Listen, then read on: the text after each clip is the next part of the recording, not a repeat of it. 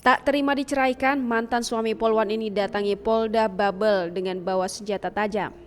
Seorang pria berinisial RA di Kepulauan Bangka Belitung diamankan polisi saat mendatangi kantor Mapolda Rabu 10 Februari 2021.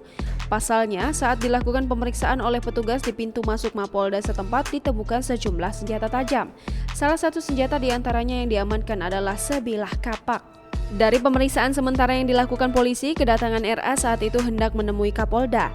Alasannya ingin mengadu karena ia tak terima diceraikan oleh mantan istrinya yang diketahui sebagai salah satu perwira Polwan di Polda Babel. Aksi nekat yang dilakukan pelaku diketahui tak hanya pertama kali ini saja terjadi. Sebelumnya, kata Maladi, ia juga pernah dilaporkan oleh suami sah mantan istrinya tersebut. Sebab ia melakukan pengancaman tindak kekerasan kepada yang bersangkutan. Untuk mempertanggungjawabkan perbuatannya itu, pelaku akan diproses hukum sesuai ketentuan yang berlaku. Jangan lupa subscribe, share, komen, dan like ya!